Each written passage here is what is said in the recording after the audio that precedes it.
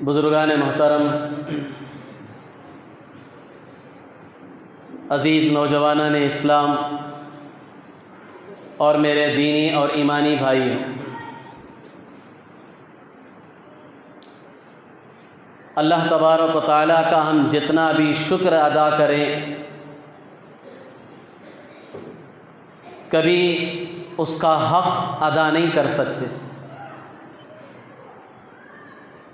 اللہ تعالیٰ نے ہمیں جو دین، جو مذہب عطا فرمایا ہے،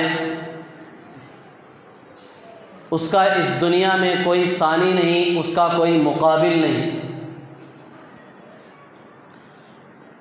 ایسا پاک اور کامل مذہب اللہ تعالیٰ نے ہمیں عطا فرمایا ہے کہ اس مذہب میں، ہمارے اس دین میں ہر ایک کے حق کو واضح طور پر اللہ تعالیٰ نے بیان فرمایا۔ کسی ایک کا بھی حق، کوئی ایک مخلوق بھی ایسی نہیں جن کے حقوق اسلام نے بیان نہ کیے ہیں۔ ہر ایک کے حق کو قرآن میں، احادیث میں اللہ کے رسول صلی اللہ علیہ وسلم نے واضح طور پر بیان فرمائے۔ ماں باپ کے کیا حقوق ہیں، اولاد کے کیا حقوق ہیں، شوہر کے کیا حقوق ہیں، بیوی کے کیا حقوق ہیں، مسلمان کے کیا حقوق ہیں، غیر مسلموں کے کیا حقوق ہیں، پھر جانوروں کے کیا حقوق ہیں، پرندوں کے کیا حقوق ہیں، اشجار، نباتات، ان کے کیا حقوق ہیں۔ ہر ایک کے حق کو اسلام نے واضح طور پر بیان کر دیا۔ دنیا کے جتنے بھی مذاہب ہیں، جتنے بھی ادیان ہیں، ہم پوری تحقیق کے ساتھ، پوری گہرائی کے ساتھ ان کا مطالعہ کر کے دیکھ لیں، ہمیں کہیں ایسا کامل مذہب نظر نہیں آئے گا جہاں اس حد تک ہر مخلوق کے حقوق بیان کیے گئے۔ کیا اندازہ ہم لگا سکتے ہیں؟ اسلام ہے، اس نے صرف مسلمانوں کے حقوق نہیں بیان کیے ہیں، اس سے آگے بڑھ کر جو غیر مسلم ہیں، جو اسلام کے، مسلمانوں کے، اللہ کے رسول کے دشمن ہیں، ان کے بھی حقوق بیان کیے کہ ان کے کیا حقوق ہیں تمہارے اوپر، ان کے ساتھ تمہیں کیسا برتاؤ کرنا چاہیے، ان کے ساتھ زندگی گزارنے کا تمہارا ڈھنگ طور طریقہ کیا ہونا چاہیے۔ دشمن ہیں، اس کے حقوق بیان کیے جا رہے ہیں۔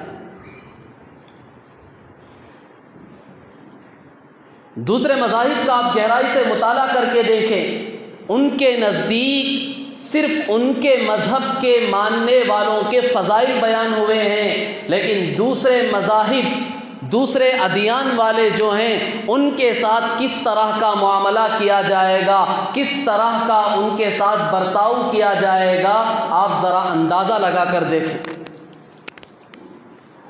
ان کے مذاہب میں، ادیان میں ہماری کیا حیثیت ہے؟ کیڑے مکوڑوں سے بھی کم درجے کی حیثیت ہے ہماری۔ ہم شان سے کہہ سکتے ہیں، پورے فخر سے کہہ سکتے ہیں کہ اسلام ہی ایک ایسا مذہب ہے جس نے ان کے حقوق بھی ہمیں بتائے کہ ان کے حقوق ادا کرنے پر تمہیں کیا ملے گا، کیا اجر ملے گا، دنیا میں اس کے کیا فائدے ہوں گے، آخرت میں کیا فائدے ہیں۔ پھر انسان سے آگے بڑھ کر میں نے کہا جانوروں کے حقوق بتائے اسلام۔ کیا کہنے اسلام کے، اسلام کی کیا شان، اس کا کوئی اندازہ لگا سکتا ہے؟ کوئی تصور بھی کر سکتا ہے کہ جانوروں کے بھی ہمارے اوپر کوئی حقوق ہیں؟ یہ تو بے زبان جانور ہیں، ان کے ہمارے اوپر کیا حقوق ہیں یہ بتائے گئے، پرندوں کے کیا حقوق بتائے گئے، حتیٰ کہ بے زبان اس سے آگے بڑھ کر جسے ہم جاندار نہیں سمجھتے ہیں، درخت، پیڑ، پودے، ان کے حقوق بتائے اسلام نے کہ ان کے بھی تمہارے اوپر حقوق ہیں، ان کے ساتھ تمہیں کیا برتاؤ کرنا چاہیے۔ غرض بزرگان محترم، آج مجھے آپ حضرات کے سامنے حقوق العباد میں سب سے پہلے تو اللہ کا حق ہے جسے حقوق اللہ کہتے ہیں، اور پھر اس کے بعد حقوق العباد، انسانوں کے حقوق، بندوں کے حقوق، ان میں سب سے افضل حق، سب سے زیادہ مقام اور مرتبہ، سب سے زیادہ اہمیت اور فضیلت اسلام نے کسے دی ہے؟ کس کے حقوق زیادہ اسلام نے بیان کیے ہیں؟ وہ ہیں والدین کے حقوق، ماں باپ کے حقوق۔ آج آپ حضرات کے سامنے والدین کے حقوق پر مجھے روشنی ڈالنی ہے۔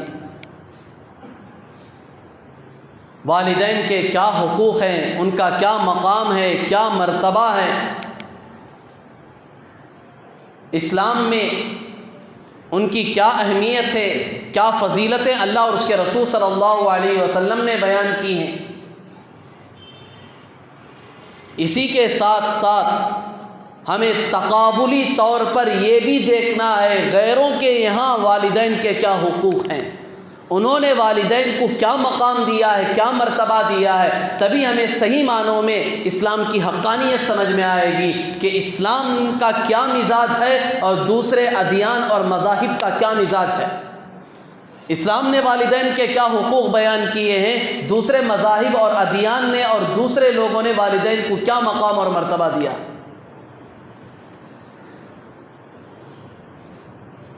سب سے پہلی بنیادی بات ہم یہ سمجھ لیں کہ دنیا میں جتنے بھی تعلقات ہیں، جتنی بھی محبتیں ہیں، ہم جائزہ لے کر دیکھ لیں، غور کر کے دیکھ لیں، میاں بیوی کا تعلق، والدین اور بچوں کا تعلق، بھائی بھائی کا تعلق، بھائی بہن کا تعلق، دوستوں کا تعلق، غیروں سے ہمارا تعلق، ان کا ہمارے سے تعلق، دنیا میں جتنے بھی یہ تعلقات ہیں، جتنی بھی محبتیں ہیں، ہر محبت کے پیچھے، ہر تعلق کے پیچھے کوئی نہ کوئی غرض ہے، کوئی نہ کوئی مقصد ہے۔ مقصد کے بغیر کوئی کسی سے دوستی نہیں کرتا، کسی سے محبت نہیں کرتا، کسی سے عشق نہیں کرتا، کسی سے اپنا تعلق نہیں جوڑتا، کوئی اس سے جڑتا نہیں ہے، کوئی نہ کوئی مقصد تو ہوگا۔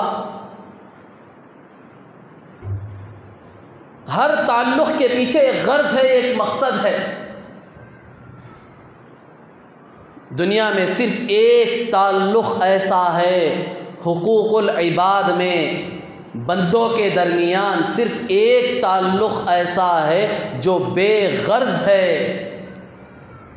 بے مقصد ہے، اس کے پیچھے کوئی غرض وابستہ نہیں۔ وہ صرف اور صرف ایک تعلق والدین کا اپنے بچوں کے ساتھ ہے۔ صرف دنیا کا ایک ہی پاک مقدس پوتر تعلق ہے جس کا کوئی مقابلہ نہیں کر سکتا۔ حتیٰ کہ میاں بیوی کے درمیان بھی جو تعلق ہوتا ہے اس میں بھی کئی اغراض وابستہ ہوتے ہیں، کئی مقاصد ہوتے ہیں۔ شوہر بیوی سے محبت کر رہا ہے، محبت کا ڈھونگ کر رہا ہے، محبت دکھا رہا ہے، اس کے پیچھے کئی مقاصد ہیں، کئی اغراض ہیں۔ بیوی شوہر سے محبت کر رہی ہے، انتہا درجے کی محبت کا اظہار کر رہی ہے، جان دینے کے دعوے ہو رہے ہیں، لیکن اس کے پیچھے بھی مقاصد ہیں، بہت سارے اغراض ہیں، چھپے ہوئے ہیں، چھپائے ہوئے ہیں، دکھتے نہیں، کوئی دکھاتا نہیں۔ دلوں کے بھیدوں کو اللہ جانتا ہے۔ ہر تعلق، ہر محبت کے پیچھے آپ کو کوئی نہ کوئی مقصد ضرور ملے گا۔ مقصد کے بغیر کوئی محبت نہیں کرتا، کوئی اپنا تعلق دوسروں کے ساتھ جوڑتا نہیں ہے۔ صرف ایک پاک تعلق، ایک پاک محبت وہ والدین کی اپنے بچوں کے ساتھ، اس کے پیچھے کوئی مقصد نہیں، کوئی غرض نہیں۔ والدین کی محبت بچوں سے اس حد تک ہوتی ہے، اس حد تک ہوتی ہے کہ والدین اپنی جان دینے کو پسند کرتے ہیں، لیکن بچوں کو تکلیف پہنچ جائے، ان کو نقصان پہنچے، یہ ان کو کبھی گوارا نہیں۔ یہ میں اپنی بات نہیں کر رہا ہوں، کسی کتاب کی بات نقل نہیں کر رہا ہوں، قرآن کا آپ مطالعہ کیجئے، احادیث کا ذخیرہ ہمارے آنکھوں کے سامنے ہونا چاہیے۔ حدیث قدسی ہے، اللہ تبارک و تعالیٰ ارشاد فرماتے ہیں جب بچے کی پیدائش کا وقت ہوتا ہے، اوحیت الی الملک المؤکل بالارحام، اس فرشتے کو جو رحم پر مقرر ہے ہم وہی بھیجتے ہیں کہ جاؤ بچے کی پیدائش کا وقت ہو چکا ہے، تو فرشتہ جاتا ہے، اخرجک علی ریشۃ من جناحہ، وہ اپنے پروں سے بچے کو ماں کے پیٹ سے باہر لاتا ہے۔ ہم دیکھ رہے ہیں کہ ڈاکٹر نرس کے ذریعے سے اس بچے کا وجود ہو رہا ہے، وہ بچہ دنیا میں آ رہا ہے، لیکن نہیں، یہ نظام تو اللہ کی طرف سے چل رہا ہے، وہ اللہ کا ایک قدرتی نظام ہے، اللہ چلا رہے ہیں۔ ہر بچے کی پیدائش کے وقت، چاہے وہ مسلمان ہو چاہے وہ غیر ہو، کیونکہ غیر بھی جب پیدا ہوتا ہے تو وہ مسلمان ہوتا ہے، وہ غیر نہیں، غیر کے گھر میں پیدا ہو رہا ہے، غیروں کے ہاتھوں میں پیدا ہو رہا ہے بظاہر، لیکن وہ بھی مسلمان ہے۔ حدیث کہتی ہے کل مولود یولد علی الفطرہ، ہر بچہ فطرت اسلام پر پیدا ہوتا ہے، مسلمان ہو کر پیدا ہوتا ہے۔ ماں باپ بعد میں چل کر اسے یہودی بنا دیتے ہیں، عیسائی بنا دیتے ہیں، پھر آگ کا پجاری بنا دیتے ہیں، مجوسی بنا دیتے ہیں۔ اللہ کا ایک نظام ہے قدرت کا، اللہ چلا رہے ہیں۔ جب بچہ دنیا میں آتا ہے تو اس کی حالت کیا ہوتی ہے؟ اللہ خود کہتے ہیں لا لک سن تخطع، تیری حالت تو اس وقت ایسی ہوتی ہے کہ بچے سن، تیرے پاس وہ دانت نہیں ہے جس سے تو کوئی چیز چبا کر، کاٹ کر، کتر کر کھا سکے، ایسی بے بسی عاجزی کی حالت میں تو دنیا میں آیا ہے، تجھے کیا معلوم؟ لا لک ید تبطش، تیرے پاس ہاتھ نہیں ہے، یعنی وہ ہاتھ جس میں اتنی طاقت ہو کہ کسی چیز کو پکڑ سکے، ہاتھ ہیں دیکھنے کے لیے لیکن بالکل کمزور، لاچار، مجبور، کوئی طاقت نہیں، کوئی چیز پکڑ نہیں سکتا۔ لا لک رجل تمشی، تیرے پاس وہ پیر نہیں ہے، یعنی پیروں میں اتنی طاقت نہیں ہے کہ خود تو چل کر جا سکے۔ ایسی بے بسی عاجزی کے عالم میں، ایسی حالت میں تو دنیا میں آیا ہے۔ اب دیکھ قدرت کا نظام، تیری پرورش اللہ کیسے کرتے ہیں۔ عذرت لک ارقین رقیقین ینبعان لک لبنا خالصا دافعا فی الشتاء وباردا فی الصیف، اللہ تبارک و تعالی تیرے ماں کے چھاتیوں سے دودھ کے چشمے اللہ جاری کرتے ہیں۔ بچے کی پیدائش سے پہلے دودھ کا نام و نشان نہیں، پورے جسم میں صرف خون ہے۔ اللہ اب جب بچہ آ رہا ہے تو اس کے کھانے کے انتظام کے لیے اللہ اسی خون کو دودھ میں کنورٹ کر رہے ہیں۔ کیا قدرت کا نظام ہے، بالکل گندی چیز ہے، ناپاک ہے، حرام ہے اسلام میں خون۔ رنگ بالکل الگ، ریڈ کلر، اور دودھ کا رنگ بالکل سفید۔ کیا قدرت کے کہنے، اللہ کے قدرت کے کرشمے۔ اسی ناپاک گندی چیز کو اللہ نے پاک پوتر بنا دیا، انسان کی پرورش کا ذریعہ بنا دیا، اور یہ سب ماں کے پیٹ کے اندھیروں میں ہو رہا ہے۔ یہ پورا نظام چل رہا ہے، پورا نظام اندھیرے میں ہو رہا ہے، روشنی نام کی کوئی چیز نہیں ہے، پورا نظام غائبانہ حالت میں ہو رہا ہے۔ کوئی ڈاکٹر نہیں کر رہا ہے کہ بچہ پیدا ہو رہا ہے تو باقاعدہ مشین لگائی جا رہی ہے کہ خون کو دودھ میں بدلا جائے، پورا غیبی طور پر پورا نظام چل رہا ہے۔ چاہے وہ شہر کی عورت ہو، چاہے وہ دیہات کی عورت ہو، پڑھی لکھی ہو یا ان پڑھ ہو، آبادی میں رہنے والی ہو یا جنگل میں رہنے والی، جہاں بھی بچہ پیدا ہو رہا ہے آٹومیٹکلی یہ خون کا نظام دودھ میں تبدیل ہو جاتا ہے۔ اور اتنا نہیں، اللہ نے اپنی قدرت آگے دکھائی۔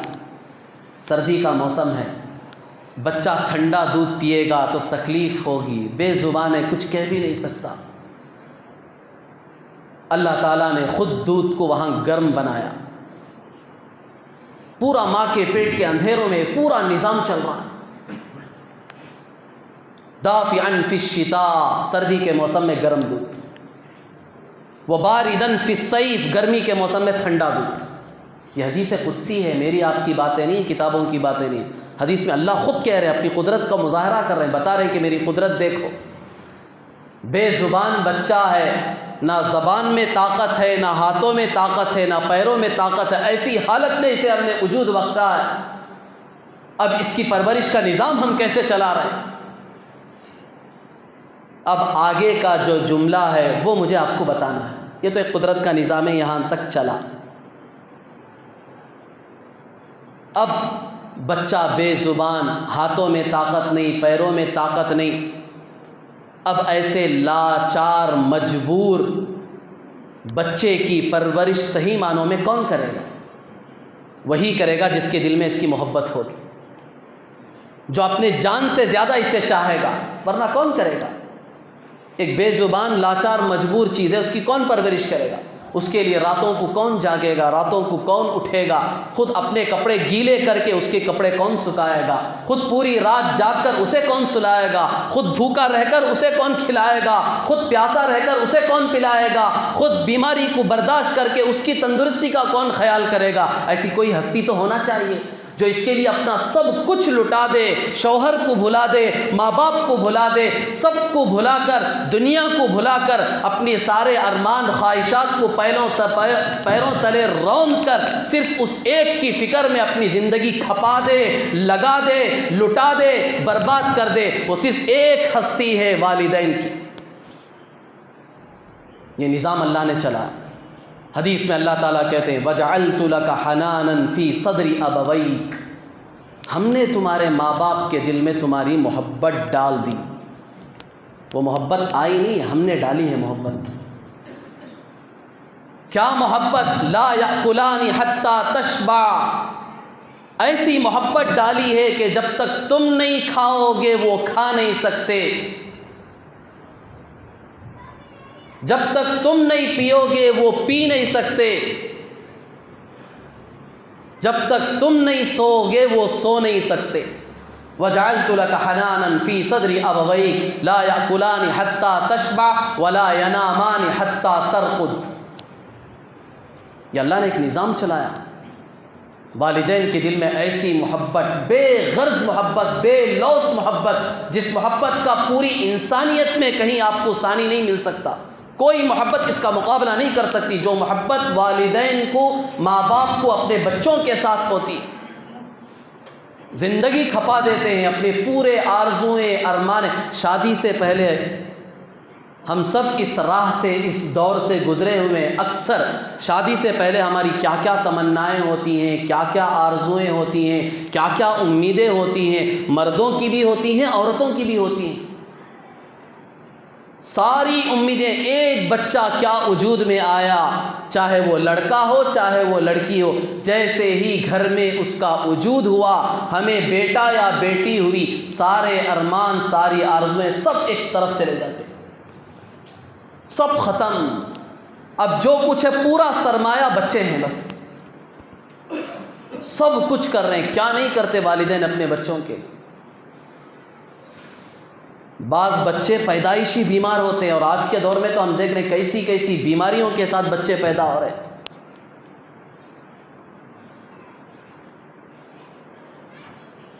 بڑی بڑی بیماریوں کے ساتھ پیدا ہوا، باپ کا پورا سرمایہ اس کے پیچھے لگ گیا، ختم. باپ روڈ پر آ گیا. کیا باپ برداشت نہیں کر رہا اس کے لیے؟ پوری زندگی کی اس کی کمائی، اس کے پیچھے اس کی کتنی امیدیں تھی، کیا کیا خواہشات تھے، کیا کیا ارمان تھے جو اس نے سجائے تھے، سوچ کر رکھے تھے. بچہ بیماری کے ساتھ دنیا میں آیا، ڈاکٹروں نے اس کی پوری جائیداد چھین لی. باپ لٹا رہا ہے بلا غور و فکر کے، بلا سوچ کے. ذرہ برابر بھی یہ خیال اس کے دل میں نہیں آ رہا ہے کہ اتنے سالوں کی محنت کی یہ دولت میری اس چھوٹے سے بچے پر کیوں لٹاؤں. مر جانے دو اس کو، لے جا کے دفن کر دیں گے، دوسرا بچہ پیدا ہو جائے گا، کوئی مسئلہ نہیں ہے. آج تک کسی باپ نے ایسا کیا ہے؟ کسی ماں نے ایسا کیا ہے؟ جو نوجوان بچے ہیں ان کے لیے ماں باپ کے حقوق میں یہ چیز سوچنے کی چیز ہے. احساس سب سے بڑی نعمت ہے. بندے کو اگر نعمتوں کا احساس ہو جائے تو اس کی زندگی کی کایا پلٹ جائے گی. آج ہمارے نوجوانوں کو، خاص طور پر بچوں کو، اس نعمت کا احساس ہی نہیں ہے کہ والدین کا کیا مقام ہے، ان کا کیا مرتبہ ہے۔ انہوں نے اپنی زندگیاں اپنی پوری خواہشات، پورے ارمان، سب کچھ ہمارے پیچھے لٹا دیے، ختم کر دیے۔ جو جائیداد برسوں محنت کے بعد انہوں نے جمع کی تھی، وہ سارا سرمایہ ہمارے لیے لٹا کر آج ہمیں انہوں نے یہاں تک پہنچایا ہے، ہمیں اس کا احساس ہی نہیں۔ نوجوان بچے والدین کو آنکھیں دکھاتے ہیں، انہیں برا بھلا کہتے ہیں، دوستوں کے سامنے، بیویوں کے سامنے ان کو ذلیل کرتے ہیں، رسوا کرتے ہیں، گھروں سے نکلنے پر مجبور کیا جاتا ہے۔ کیا اس دن کے لیے، یہ دن دیکھنے کے لیے والدین نے تمہارے لیے یہ قربانیاں دی تھی؟ اپنا سب کچھ لٹا کر تمہیں یہاں تک پہنچایا تھا۔ یہ احساس ہر نوجوان، ہر بچے کے دل میں پیدا ہونا ہے۔ نہیں پیدا ہو رہا ہے تو اسے بتانا ہے، اسے سمجھانا ہے، اسے خود یہ چیز سمجھنی ہے کہ ماں باپ کا کیا مقام ہے۔ وہ بیوی جو ابھی 1 سال 2 سال ہوئی میرے نکاح میں آئی ہوئی، ایک اجنبی تھی، اجنبیہ تھی، وہ آئی ہے، اس کے لیے میں ایسی مقدس ہستیوں کو اپنے گھر سے نکال رہا ہوں، اسے خوش رکھنے کے لیے آج میں ان کو ناراض کر رہا ہوں۔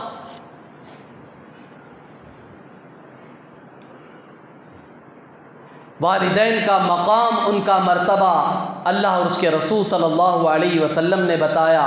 ایک نوجوان صحابی ہیں، کوئی تابعی تبع تابعین میں سے نہیں ہیں، کوئی بعد کے زمانے کے لوگ نہیں ہیں۔ حضور صلی اللہ علیہ وسلم خود با حیات ہیں، زندہ ہیں، صحابی رسول ہیں، نوجوان ہیں۔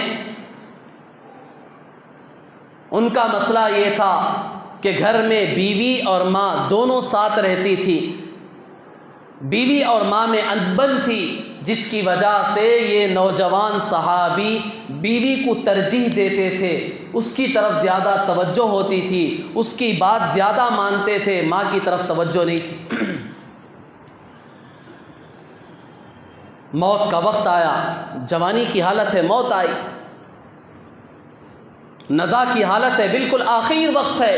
صحابی رسول ہیں جن کے بارے میں اللہ نے وعدہ کیا، وَكُلًّا وَعَدَ اللَّهُ الْحُسْنَى، سارے صحابہ سے میں نے جنت کا وعدہ کر دیا ہے۔ 27ویں پارے کے سورہ حدید میں آخری صورت میں اللہ نے یہ اعلان کر دیا کہ سارے صحابہ سے میں نے حسنہ، جنت کا وعدہ کر دیا ہے۔ اب انہی میں سے ہے یہ کوئی باہر کے نہیں ہے، وہی صحابی میں سے یہ ایک صحابی۔ نزا کی حالت ہے، موت کا وقت بالکل قریب ہے، دیکھ رہے زبان سے کلمہ نہیں نکل رہا ہے، کلمہ پڑھا نہیں جاتا۔ ان کی بیوی نے حضور صلی اللہ علیہ وسلم کو پیغام بھیجا کہ میرے شوہر کا انتقال ہونے کا وقت قریب ہے، زبان سے کلمہ نہیں پڑھا جا رہا۔ حضور صلی اللہ علیہ وسلم سامنے آئے، بذات خود آئے، آ کر حضور صلی اللہ علیہ وسلم نے کلمہ پڑھایا، پڑھو کلمہ۔ صحابی نے کہا کہ پڑھا نہیں جاتا، کوشش تو کر رہا ہوں، نہیں نکل رہا زبان سے۔ حضور صلی اللہ علیہ وسلم نے کیا سوال کیا؟ والدہ زندہ ہے؟ کہا کہ والدہ ہے، بلا کر لا۔ حضور صلی اللہ علیہ وسلم نے کہا کہ معاف کر دو ان کو، کلمہ نہیں پڑھا جا رہا ہے، آخر وقت ہے، یہ وقت میں کلمہ پڑھنے پر جنت کے فیصلے ہوں گے، اگر کلمے کے بغیر دنیا سے جائے گا اللہ کو معلوم ہے کیا حال ہوگا۔ ہمیشہ ہمیشہ کی زندگی کا مسئلہ ہے، کامیابی ناکامی کا مسئلہ ہے۔ حضور صلی اللہ علیہ وسلم نے کہا کہ معاف کر دو اپنے بیٹے کو، والدہ نے کہا کہ معاف نہیں کروں گی، بہت تکلیف دی ہے، بڑا ستایا ہے۔ اسے بیوی کی فکر تھی کہ بیوی خوش رہے، بیوی راضی رہے، اس کی ہر تمنا پوری کرتا تھا، میری اسے فکر نہیں تھی، میں معاف نہیں کروں گی۔ حضور صلی اللہ علیہ وسلم نے صحابہ کو کہا کہ لاؤ لکڑیاں لے کر لاؤ، اسے جلاؤ۔ آگ جلائی گئی۔ حضور صلی اللہ علیہ وسلم نے والدہ سے پوچھا کیا تم پسند کرتی ہو کہ تمہارے بیٹے کو اس آگ میں ڈال دیا جائے؟ والدہ نے کہا کہ نہیں، ہرگز نہیں پسند۔ حضور صلی اللہ علیہ وسلم نے کہا دوزخ کی آگ، جہنم کی آگ اس سے سخت ہے،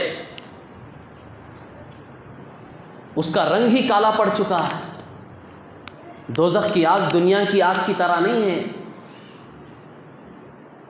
دوزخ کی آگ کا تو بالکل ادنا درجہ دنیا کی آگ ہے. دوزخ کی آگ جو دنیا کی آگ ہماری سرخ رنگ کی ہے، اسے 1000 سال جلایا گیا تو پھر اس کا رنگ سفید ہو چکا، پھر اسے 1000 سال اور دہکایا گیا، جلایا گیا تو اس کا رنگ سیاہ ہو چکا، کالا ہو چکا. اب اس کا رنگ کالا ہے دوزخ کی آگ کا، بالکل سیاہ آگ ہے.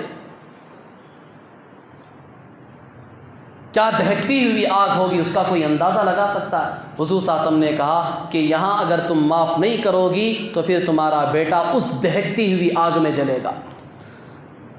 کیا تم اسے برداشت کر سکو گی؟ والدہ نے کہا کہ نہیں اللہ کے رسول، میں معاف کر دوں گی. فوراً کہا کہ آپ گواہ رہیں، میں نے اسے دل سے معاف کر دیا. پھر اس وقت نوجوان صحابی نے کلمہ پڑھا اور ان کی روح نکلی. یہ صحابی کا واقعہ ہے، حدیث میں ہے، ادھر ادھر کی قصے کہانی کی کتابیں نہیں ہیں، حدیث میں ہے. نوجوان صحابی کا واقعہ ہے، حضور صلی اللہ علیہ وسلم خود سامنے موجود ہیں، حضور کلمہ پڑھا رہے، نہیں پڑھا جا رہا. آپ اندازہ لگائیں ماں باپ کا کیا مقام ہے. صحابی ہونا ایک طرف، حضور سامنے ہیں، لیکن وہ بھی کچھ کام نہیں آیا. کام آئی اگر کوئی چیز تو صرف اور صرف ماں کی محبت اور ماں کی معافی. صحابیت ایک طرف، حضور صلی اللہ علیہ وسلم کی ذات ایک طرف. یہ اللہ تبارک و تعالیٰ نے صحابہ کے دور میں اس طرح کے بعض واقعات امت کو سمجھانے کے لیے کیے ہیں، ورنہ تو صحابہ سے اس طرح کے واقعات کا صدور بظاہر ممکن نہیں. صحابہ محفوظ ہیں، اللہ نے صحابہ کو بھی گناہوں سے محفوظ کیا ہے. چوری کے واقعات بھی ہوئے حضور صلی اللہ علیہ وسلم کے دور میں، زنا کے واقعات بھی پیش آئے ہیں. یہ امت کو احکام بتانے کے لیے، مسائل سمجھانے کے لیے حضور کے سامنے یہ واقعات پیش آئے ہیں، اللہ نے کرائے ہیں واقعات. ان واقعات کو دیکھ کر ہمارے دل میں رائی کے دانے کے برابر بھی صحابہ کی عظمت میں کمی نہیں آنی چاہیے، کیونکہ قرآن کا عام اعلان ہے، عمومی اعلان ہے، سارے صحابہ کے بارے میں اعلان ہے، رضی اللہ عنہم ورضوا عنہ، اللہ ان سب سے خوش ہو گیا. تم کون ہوتے ہو ناراض ہونے والے؟ تم کون ہوتے ہو ان پر انگلیاں اٹھانے والے؟ اللہ تو ان سے خوش ہو گیا، اللہ ان سے راضی ہو گیا، اللہ نے ان کو جنت کی خوشخبریاں سنا دی. تم کون ہوتے ہو ان پر انگلیاں اٹھانے والے؟ اسی لیے میں نے بتایا صحابہ سے اس طرح کے واقعات پیش آئے ہیں. چوری کا واقعہ حدیث میں ہے، زنا کا واقعہ حدیث میں ہے، اور یہ واقعہ والدین کی نافرمانی کا حدیث میں ہے. لیکن یہ واقعات ہمیں سکھانے کے لیے، ہمیں بتانے کے لیے، ہمارے سبق کے لیے کیے گئے واقعات، کہ جب ایک صحابی ہو کر اس کا یہ حال ہو سکتا ہے، ماں باپ کو ستانے سے اس کی نوبت یہاں تک آ سکتی ہے کہ حضور کے ہوتے ہوئے وہ کلمہ نہیں پڑھ رہا. حضور پڑھا رہے ہیں لیکن زبان سے کلمہ نہیں نکل رہا. یہ والدین کا مقام اور ان کا مرتبہ ہے.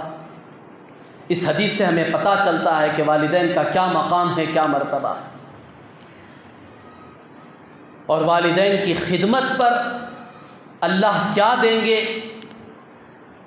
حضرت اویس قرنی رحمۃ اللہ علیہ، مشہور واقعہ ہے اویس قرنی، یمن کا ایک علاقہ ہے قرن، حضور صلی اللہ علیہ وسلم کے زمانے میں موجود ہیں. یہ اویس رحمۃ اللہ علیہ تابعین میں سے شمار کیا جاتا ہے، صحابی نہیں بن سکے، حضور کے زمانے میں موجود تھے.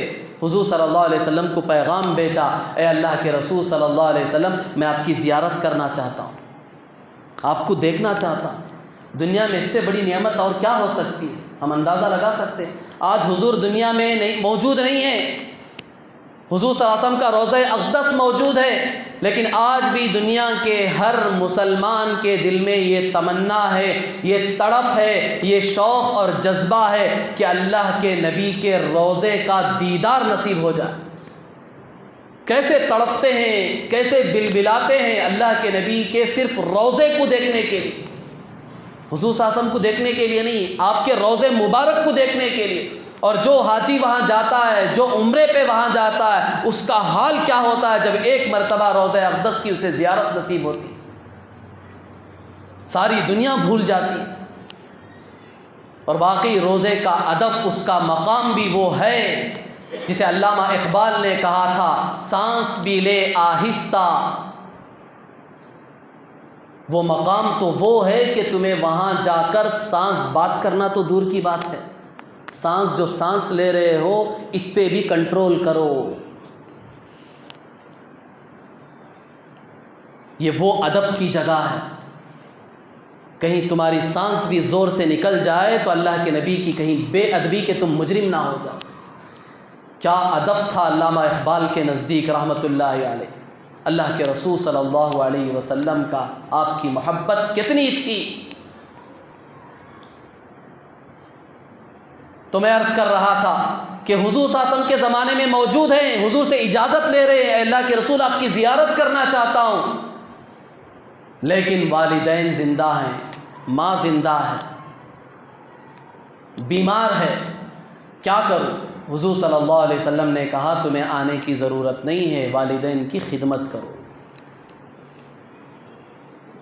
آپ اندازہ لگائیں ان کے دل پر کیا گزری ہوگی۔ حضور موجود ہے دنیا میں، ساری دنیا فائدہ اٹھا رہی ہے، والدہ زندہ ہے، ان کی بیماری کی وجہ سے حضور نے روک دیا کہ والدہ ہے تو والدہ کی خدمت کرو، مت آؤ میرے پاس۔ دل پر پتھر رکھ کر انہوں نے صبر کیا، والدہ کی خدمت کی، اور اسی حالت میں دنیا سے گئے کہ حضور صلی اللہ علیہ وسلم کی زیارت نصیب نہیں۔ حضور صلی اللہ علیہ وسلم نے حضرت عمر رضی اللہ تعالیٰ عنہ کو وصیت کی، عمر تمہارے دور میں ایک شخص یمن سے آئے گا جس کا نام اویس ہوگا، اگر اس سے تمہاری ملاقات ہو جائے تو اس سے تمہارے لیے دعا کرا لینا، کیونکہ اس کی ہر دعا اللہ قبول کرتے ہیں۔ کیا مقام دیا، صرف والدہ کی خدمت کا اللہ نے اور اس کے رسول نے، کہ جو صحابی رسول ہیں، اللہ کے نبی کے صحابی ہیں، جن کے جنتی ہونے کی گارنٹی ہے، کوئی شک نہیں ہے، وہ عمر ثانی، وہ عمر رضی اللہ تعالیٰ عنہ ہیں، جن کے بارے میں خود اللہ کے رسول صلی اللہ علیہ وسلم نے کہا تھا، لو کان بعدی نبی لکان عمر، اگر میرے بعد کوئی نبی بن سکتا، کسی کے اندر وہ صلاحیت تھی تو وہ عمر میں ہے، یہ بن سکتا تھا، لیکن اللہ نے مجھے آخری نبی بنایا ہے، اس لیے اب عمر نبی نہیں بن سکتے، ورنہ تو یہ بن سکتے تھے۔ یہ مقام ہے حضرت عمر رضی اللہ تعالیٰ عنہ کا۔ جب آپ معراج پر گئے، جنت میں ایک خوبصورت سفید محل دیکھا، حضور صلی اللہ علیہ وسلم کو خواہش ہوئی، تمنا ہوئی، کاش ہو سکتا ہے یہ میرا محل ہے۔ حضور صلی اللہ علیہ وسلم اندر داخل ہونے کا ارادہ کر رہے تھے، فرشتے نے کہا اللہ کے رسول صلی اللہ علیہ وسلم یہ آپ کا محل نہیں ہے، یہ عمر کا محل ہے۔ حضور صلی اللہ علیہ وسلم نے آ کر یہ بات سنائی صحابہ کو۔ یہ مقام ہے، جنت جن کے لیے طے ہو چکی ہے، جنت جن کا خود انتظار کر رہی ہے، ایسے صحابی کو، ایسی ہستی کو حضور کیا کہہ رہے ہیں، کیا وصیت کر رہے ہیں کہ عمر اویس یمن سے آئے گا تو اپنے لیے دعا کرا لینا، اس کی کوئی دعا رد نہیں ہوتی، اس کی ہر دعا قبول ہوتی ہے۔ ماں کی اس نے وہ خدمت کی ہے جس سے اللہ نے اسے وہ مقام دیا۔ چنانچہ حضرت عمر رضی اللہ تعالیٰ عنہ کے بارے میں آتا ہے کہ جب بھی حج کے موقع پر قافلے آتے تھے، دنیا کے ملکوں کے کونے کونے سے لوگ آتے تھے، خاص کر یمن سے جب قافلے آتے تھے تو حضرت عمر رضی اللہ تعالیٰ عنہ باقاعدہ یمن کے لوگوں کو بلا کر الگ کر کے ان کو پوچھتے تھے کہ تم میں کوئی اویس نام کا شخص ہے۔ چنانچہ ہر سال اسی طرح ہوتا ایک مرتبہ ایسا ہوا کہ اویس قرنی حج پر آئے، حضرت عمر رضی اللہ تعالیٰ عنہ کی ملاقات ہوئی تو حضرت عمر رضی اللہ تعالیٰ عنہ نے ان سے کہا کہ ہاتھ اٹھائیں، میرے لیے دعا کر دیں۔ حضرت اویس قرنی رحمۃ اللہ علیہ کی آنکھوں سے آنسو نکل پڑے۔ کیا آپ صحابی رسول ہیں، امیر المؤمنین ہیں، آپ جنتی ہیں، اللہ اور اس کے رسول نے جنت کا وعدہ کیا ہے، آپ کے فضائل بیان کیے گئے، آپ کے مقام کو کون پہنچ سکتا ہے، اور آپ مجھ ناچیز سے کہہ رہے ہیں کہ آپ کے لیے دعا کر دیں۔ تو حضرت عمر رضی اللہ تعالیٰ عنہ نے کہا کہ یہ میں نہیں کہہ رہا ہوں، اللہ کے رسول مجھے وصیت کر کے گئے ہیں کہ جب تم سے ملاقات ہو جائے تو تم سے دعا کراؤں۔ یہ حکم ہے اللہ کے نبی کا، اللہ کے نبی کی وصیت ہے مجھے، لہذا ہاتھ اٹھاؤ اور میرے لیے دعا کرو۔ یہ مقام اویس قرنی رحمۃ اللہ علیہ کو والدہ کی خدمت پر ملا ہے۔ والدین کی خدمت، ان کا مقام، ان کا مرتبہ ہم کیا اندازہ لگا سکتے ہیں۔ اللہ معاف فرمائے آج کے نوجوان اور بچے جو ذرے بڑے ہو گئے اور طاقت آ گئی، تھوڑی سی عقل کیا آ گئی کہ پوری دنیا اپنی سمجھتے ہیں اور والدین کو ایک بے حیثیت چیز سمجھ کر ان کا کوئی مقام ان کے نزدیک نہیں ہے، آج ان کو گھروں سے نکالنے پر مجبور ہو گئے۔ یہ اسلامی تہذیب نہیں ہے، یہ اسلام کی تعلیمات نہیں ہے، یہ غیروں کی تہذیب ہے، غیروں کی تعلیمات ہے۔ جس طرح باہر ملکوں میں یہ قانون بنائے گئے اسلام کے خلاف، اسلام کی تعلیمات کے خلاف کہ بچہ جب بالغ ہو جاتا ہے تو والدین کو بچے کو کوئی کہنے کا حق نہیں ہے، اسے روکنے کا حق نہیں ہے، ٹوکنے کا حق نہیں ہے۔ اگر والدین زبردستی کریں تو بچے والدین کے خلاف کمپلینٹ کر سکتے ہیں، کمپلینٹ کریں گے تو حکومتی سطح پر آ کر ان کو گرفتار کر کے لے جایا جائے گا۔ یہ تو غیروں کی تہذیب ہے۔ اسلام کی تعلیمات کے خلاف انہوں نے اولڈ ہوم ایج قائم کیے کہ یہ بوڑھے کسی کام کے نہیں ہیں، ان کو اس طرح کے اولڈ ہوم ایج میں لا کر ڈال دیا جائے، اسی حالت میں ان کا انتقال ہو جائے، بچوں کے دیدار ان کو نصیب نہ ہو۔ آج غیر تو غیر مسلمان بھی اسی روش پر چل رہے ہیں، اسی راستے کو اختیار کیے ہوئے ہیں، غیروں کی تہذیب کو اپنائے ہوئے ہیں، اور آج جن کے پاس پیسہ ہے وہ بھی اور جن کے پاس پیسہ نہیں ہے وہ بھی آج اس طرح کی حرکت کرنے پر مجبور ہیں، کر رہے ہیں۔ 10 سال ہو گئے والدین کی صورت دیکھے ہوئے، ان سے بات کیے ہوئے، وہاں والدین تڑپ رہے ہیں، بل بلا رہے ہیں، ان کی زبان سے اگر ایک بد دعا نکل گئی تو دنیا اور آخرت کا کیا انجام ہوگا ہمارا۔ پھر بھی وہ والدین ہیں کہ ایسی حالت میں بھی ان کی زبان سے بد دعائیں نہیں نکلتی۔ اسی لیے میں نے کہا تھا کہ پورے عالم میں جتنے بھی قسم کی محبتیں ہیں، جتنے بھی تعلقات ہیں، وہ سب کسی نہ کسی غرض سے وابستہ ہیں۔ صرف دنیا میں ایک ہی پاک محبت وہ والدین کی بچوں کے ساتھ ہے، جس کے پیچھے کوئی غرض نہیں، کوئی مقصد نہیں ہے، خود تڑپ رہے ہیں لیکن بچوں کی فکر کر رہے ہیں۔ بچوں نے انہیں گھر سے نکال دیا لیکن آج بھی وہ بچوں کے حق میں دعائیں دے رہے ہیں، اے اللہ ان کی زندگی سکون کی گزرے، راحت کی گزرے، ان کی دنیا اچھی ہو جائے، ان کی آخرت اچھی ہو جائے۔ خدا کی قسم اچھی نہیں ہو سکتی۔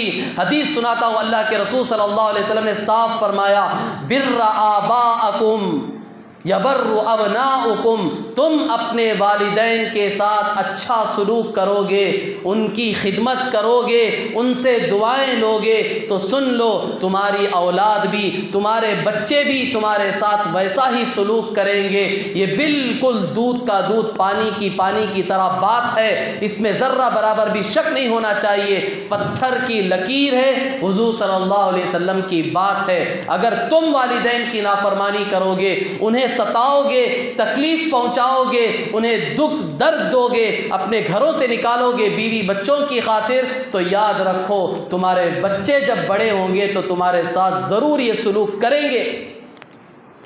یہ رزلٹ تمہیں دنیا میں ملے گا، تمہیں اس کا نتیجہ تم خود دنیا میں دیکھو گے۔ جس بیوی اور بچوں کی خاطر تم آج اتنا اچھل رہے ہو، کود رہے ہو، ان کی خوشی کی خاطر تم آج اپنے والدین کو گھروں سے نکال رہے ہو، دھکے دے رہے ہو، ان کے ساتھ برا سلوک کر رہے ہو، دیکھو تمہاری دنیا کا انجام کیا ہوگا اور آخرت میں کیا انجام ہوگا۔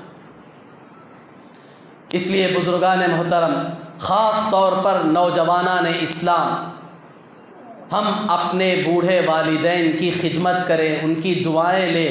اب تک اگر ہم نے خدمت نہیں کی ہے تو کوئی مسئلہ نہیں ہے، معافی تلافی کریں۔ والدین اگر باحیات ہیں، زندہ ہیں، اگر گھر میں نہیں ہیں تو ان کو اپنے گھروں کو لاؤ، ان سے دعائیں لو، ان کی خدمت کرو جہاں تک ہو سکے، ورنہ تو دنیا اور آخرت کی ہماری بربادی طے ہے۔ کوئی ہمیں بچا نہیں سکتا، کوئی ہماری حفاظت نہیں کر سکتا۔ اور جن کے والدین دنیا سے جا چکے ہیں ان کے لیے بھی شریعت نے موقع دیا ہے کہ اگر وہ والدین کی خدمت نہیں کر سکے، انجانے میں یا جان بوجھ کر ہی والدین کو انہوں نے تکلیف پہنچائی، ستایا، ان کو رسوا کیا اور در در کی ٹھوکریں کھانے پر ان کو مجبور کیا، لیکن آج ان کے والدین دنیا میں نہیں ہیں، تو ان کے لیے شریعت نے یہ بات بتائی کہ اب تم اس کا ازالہ یوں کر سکتے ہو کہ ان کے نام پر صدقہ خیرات کرو، قرآن پڑھ کر ان کو بخشو، جتنا کچھ ان کے نام پر کر سکتے ہو کرو، نفل جتنی عبادتیں کر سکتے ہو کر کے ان کو بخشو۔